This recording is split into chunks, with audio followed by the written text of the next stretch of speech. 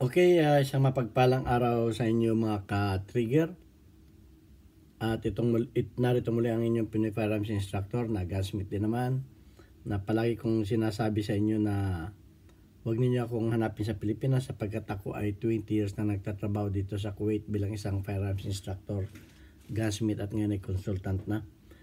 At doon kay Ralph Tumbaga na hinahanap ako at gustong bumili ng baril. Ako po ay hindi nagbibenta ng baril, sorry po.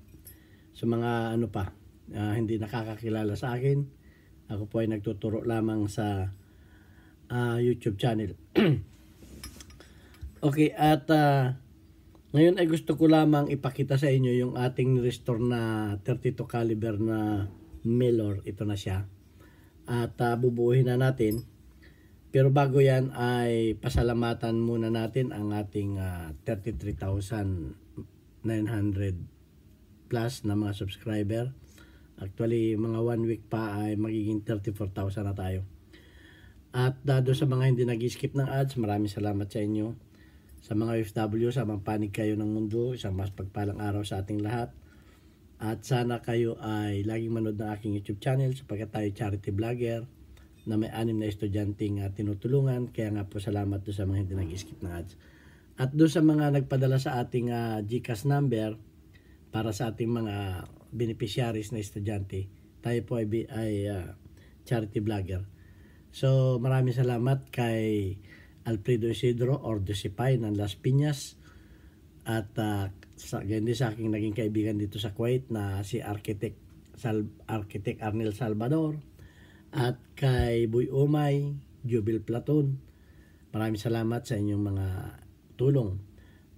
Shout out kay GC Antonio Official na nagtatanong ng ating GCash. Ayan po ang ating GCash. Huwag po ninyong tatawagan yan dahil yan ay hindi anak ko po yan, hindi po kami nagbibenta ng baril ay kung inuulit. Okay, magtanong lang kayo sa problema niyo sa inyong mga baril at atin po yang tutugunan, bibigyan natin ng kasagutan. So ito na po yung ating ni-restore na kalawangin. Kung mapapansin niyo, ito ay ginawa kong slow rust blowing. Pero dahil nagmamadali yung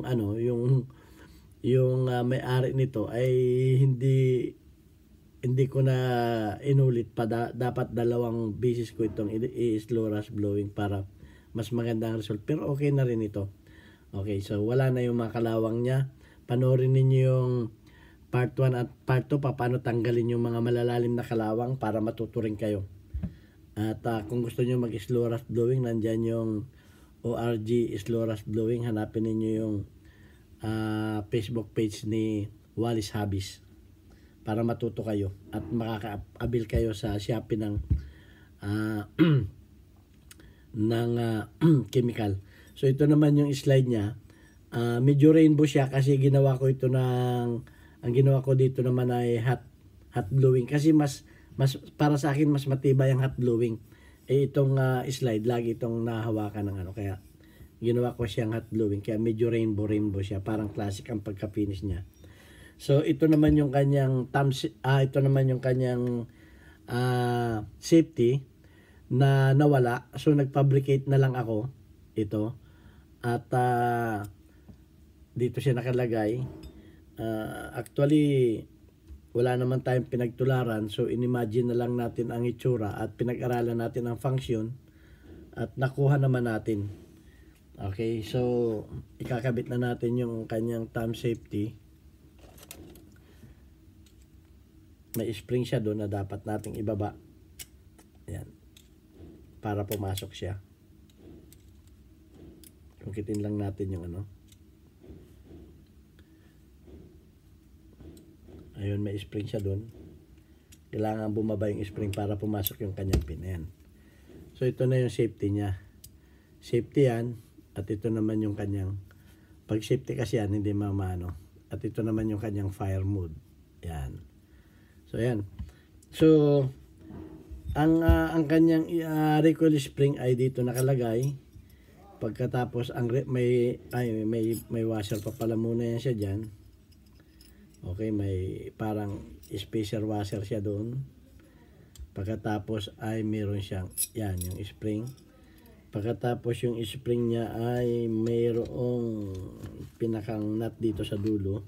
Ito, nakalagay siya dito. Okay.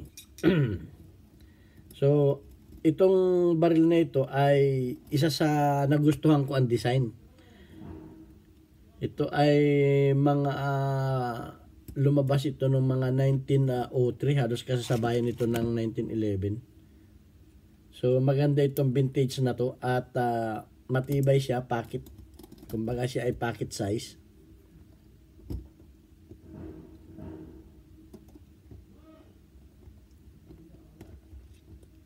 Medyo may hirap-hirap lang ito ikabit. Ilaw na nga tayo. Yan, para mas maliwanag.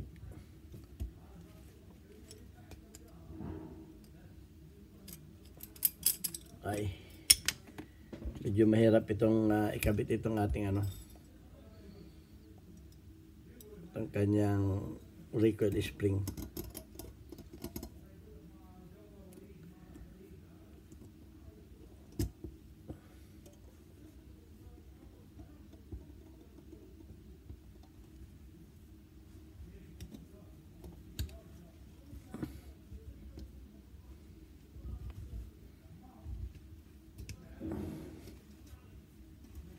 Yun. Once na kumapit yung isang thread, dire-diretso na yan. So itong pangkabit natin ay washer lang. Dahil yun ang style niya. Oh. So ganyan talaga ang gasmit. Kinakailangan ay resourceful ka sa mga tools. Pag misa wala kang isipin mo na lang kung paano na ikakabit yan. So ito na lang yung susi niya.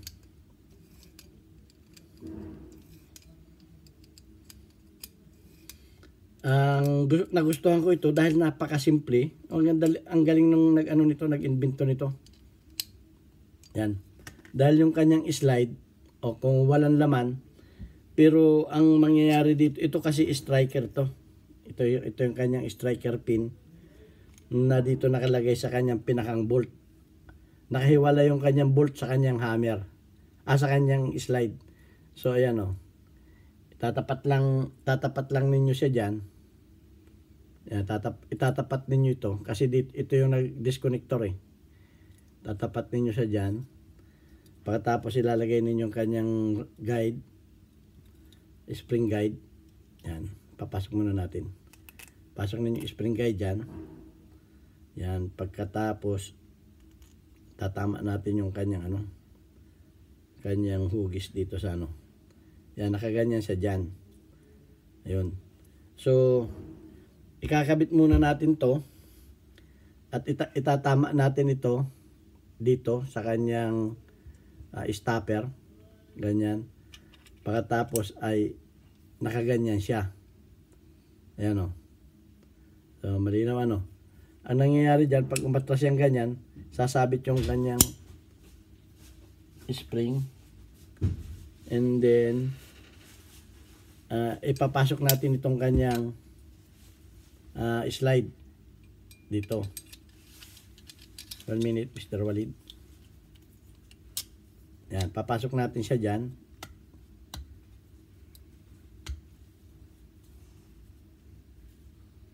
Yan muna natin. Lagyan natin ng, kasi magazine pin to eh. Buffer natin. Okay.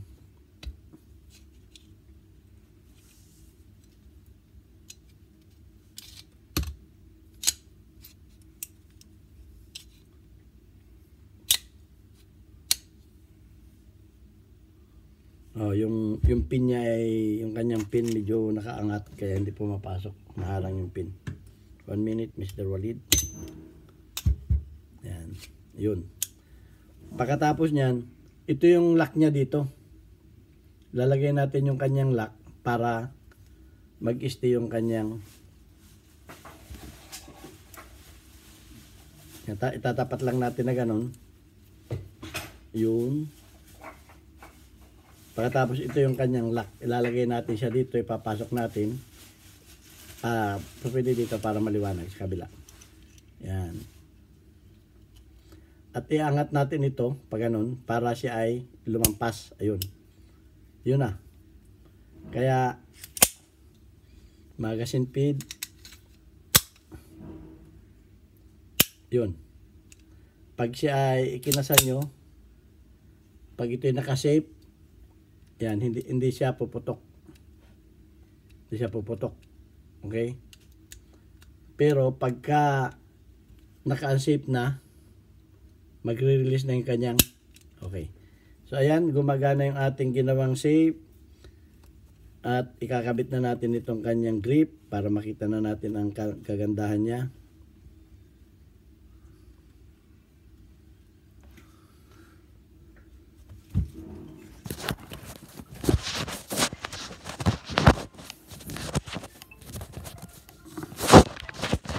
Halo. Halo. Bom.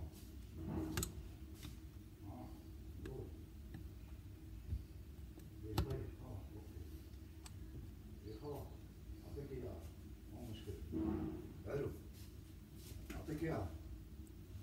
طيب خلاص أعطيك إياه مو مشكلة. حاضر مو مشكلة. لما بخير. 1 minute.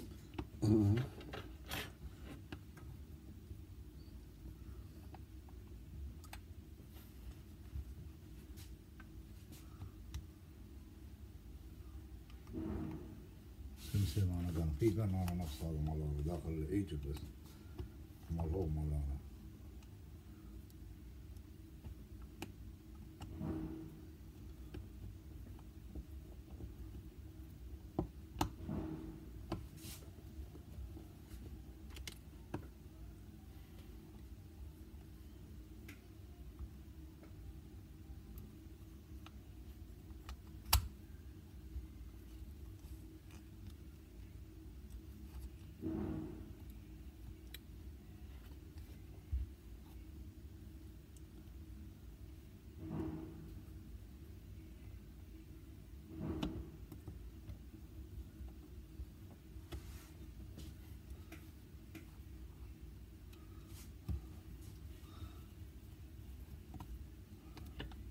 سمسم كان with me هذا في كان أنا داخل إيجيبت بس سمسم ما هذا مي with me هذا هذا بريتا. هذا برتا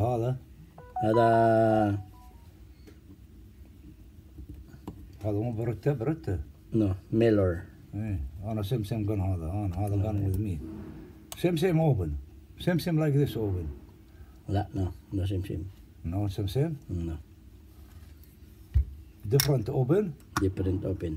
هذا with me داخل إيجيبت هذا كان with me بريتا. إيه إيجيبت بس هذا old model بريتا. old yes بس strong how many years هذا ممكن 45 years Oh, with me داخل إيجيبت with home good. ستار بس الحين سبرينج with here سبرينج يتشيك بس هذا مو 9 ملي 7 7.65. yeah Small, yeah. Hey. this one 7 No, 32. ايه ما في بولت هذا Okay, tapos na to. At madali lang tanggalin yung kanyang slide. Ito lang ang itataas ninyo, lock. Yan. Pagkatapos i-slide ninyo palabas. Yan. At matatanggal na ninyo yung kanyang slide. May iwan yung kanyang bolt. So, maganda. Nagustuhan ko yung design nito. So, yung mga gagawa ng mga ganito, alam na ninyo yung mga sekreto at teknik nito. Kaya, hanggang dito na lamang ang video natin tungkol dito sa vintage gun na Miller 32 caliber. So, pagka kayo naka-encounter nito, madali na ninyong malalaman ang sekreto. So, nirestore natin ito at sa tingin ko 80% okay naman siya. At hindi man kagandahan yung ating pag-restore dahil nagmamadali yung may-ari. Pero ang mahalaga na ituro ko sa inyo pagtatanggal ng kalawang at naibalik natin yung dati niyang forma. Okay? Ito ang inyong Pinoy Firearms Instructor. Hanggang sa muli. At magtanong kayo sa ating mga tungkol sa baril at ating sasagutin. God bless us all. Thank you very much.